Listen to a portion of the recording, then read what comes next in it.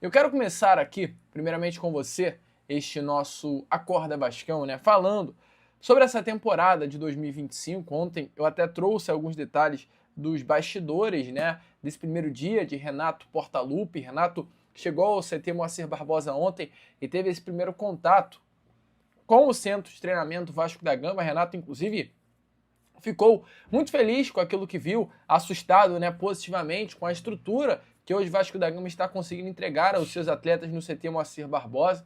É importante lembrar que o Renato Portaluppi comandou o Vasco em duas outras oportunidades, a primeira entre os anos de 2005 e 2007 e a segunda oportunidade em 2008.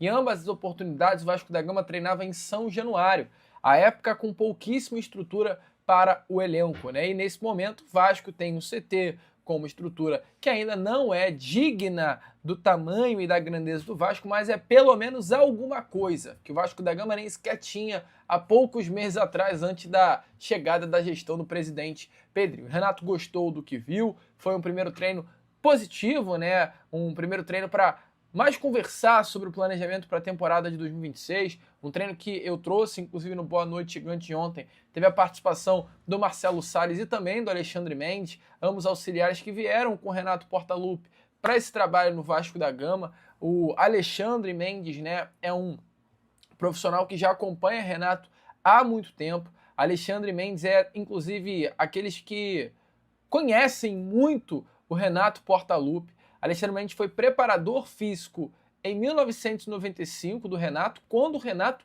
estava ainda no Fluminense, tá? E a partir de 2005, o Alexandre tornou-se auxiliar de Renato Portaluppi e, inclusive, tá? Quando o técnico assume justamente o Vasco em 2005, foi o momento em que Alexandre Mendes passa a ser aí esse profissional a estar ao lado de Renato Portaluppi na sua comissão técnica. Renato convence ali o Alexandre Mendes a largar a carreira de preparador físico e iniciar uma carreira de auxiliar técnico. No dia a dia, o Alexandre Mendes, assim como já foi ontem, é o responsável pela metodologia de trabalho do técnico Renato Gaúcho, para passar aos atletas a parte tática, né, do trabalho de Renato Portaluppi, e ontem já foi assim no CT. No CT, o Alexandre Mendes teve um papo com os jogadores, teve uma conversa do elenco, mostrando um pouquinho qual é a metodologia que o Renato Portaluppi trabalha nos seus trabalhos. E já o outro, que é o Marcelo Salles, né, é um profissional, mais conhecido até como Fera, que iniciou a carreira com o Renato Portaluppi em 2021. Quando o Renato assume o Flamengo, o Fera trabalhava inclusive no rubro-negro desde 2019 como auxiliar, chegou inclusive a comandar o Flamengo de forma interina em algumas oportunidades, e depois daquele trabalho de Renato Portaluppi no Flamengo, ele passa a trabalhar na comissão do Renato.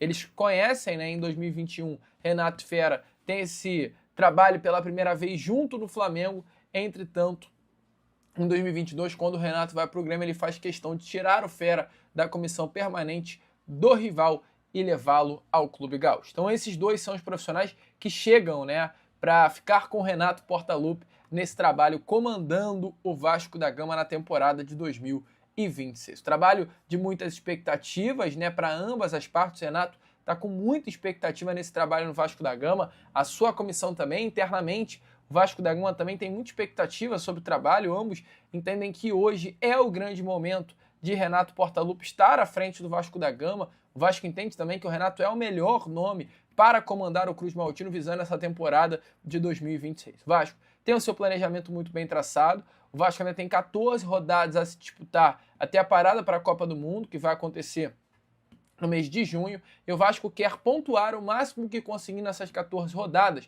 para entrar para a Copa do Mundo tranquilo, para o recesso de 30 dias que terá da Copa do Mundo, tranquilo. O Vasco, inclusive, ele trata a Copa do Mundo como um divisor de águas. Chegar na Copa do Mundo, numa pontuação legal, longe da zona do rebaixamento, o Vasco vai encarar o seu segundo semestre de uma outra forma. Vai olhar para a Sul-Americana com bons olhos, vai mirar a Copa do Brasil e dar tudo para conquistar o título e uma vaga da Libertadores. É importante lembrar que o vice-campeão da Copa do Brasil conquista essa vaguinha para a Libertadores do ano que vem. Então o Vasco tem muita expectativa para o meio do ano e traz seu planejamento até o meio do ano. É considerado aí o grande divisor de águas do elenco Cruz Maltino. E aí, amigo vascaíno, gostou do vídeo? Então é claro, não perca tempo e já se inscreva aqui no canal para ficar sempre muito bem informado sobre as notícias do nosso Vascão. De vascaíno para vascaíno, porque aqui é Vasco.